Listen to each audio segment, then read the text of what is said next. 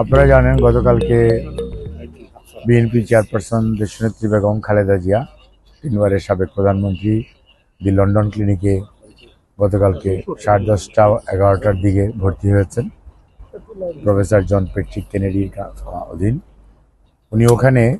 ওনার অধীনে চিকিৎসাধীন আছেন, কিন্তু বাই দিস টাইম ওনাকে কার্ডিওলজিস্ট, আইসিইউ স্পেশালিস্ট সহ ইন্টারনাল মেডিসিন স্পেশালিস্ট এবং ফিজিওথেরাপি সহ অন্যান্য বিশেষজ্ঞ চিকিৎসকরা ওনার স্বাস্থ্য পরীক্ষা করেছেন এবং অ্যাকর্ডিংলি ওনার স্বাস্থ্য পরীক্ষার কিছু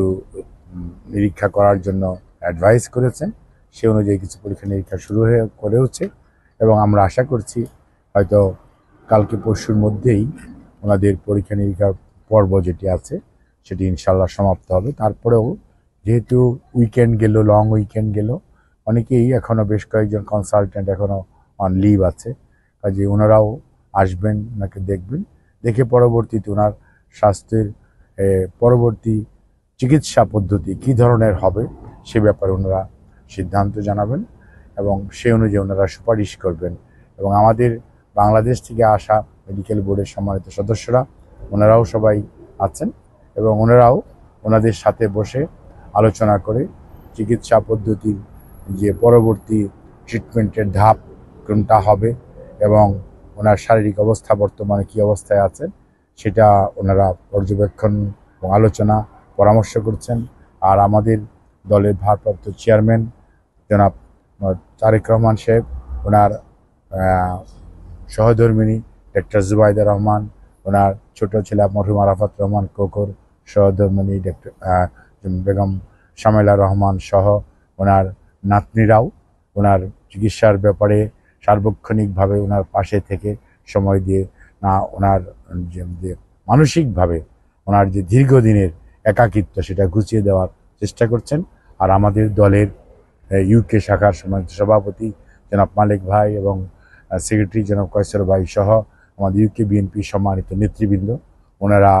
সার্বক্ষণিকভাবেই খোঁজখবর রাখছেন এবং যখন ভিজিটিং আওয়ার্স হচ্ছে তখন ওনারা এসে চিকিৎসার ব্যাপারে ওনাদের যেটুকু সহযোগিতা করা প্রয়োজন একজন সাধারণ মানুষ হিসাবে, রাজনৈতিক সহকর্মী হিসাবে ওনারা সেটুকু করছেন। আমরা আপনাদের মাধ্যমে দেশবাসীর কাছে ওনার সুস্বাস্থ্যর জন্য, ওনার রোগ মুক্তির জন্য দোয়া কামনা করি, ওনার পরিবারের পক্ষ থেকে, ওনার পক্ষ থেকে এবং মেডিকেল বোর্ডের সকল চিকিৎসকরা যাতে যথাযথভাবে দায়িত্ব পালন করছে। এবং সেজন্য আমরা কালকেও বলেছি যে কাতারি গভর্নমেন্ট এবং Qatari royal air ambulance service তাদেরকে আমরা ধন্যবাদ জানাই, বিশেষ করে কাতারের আমির প্রধানমন্ত্রী সহ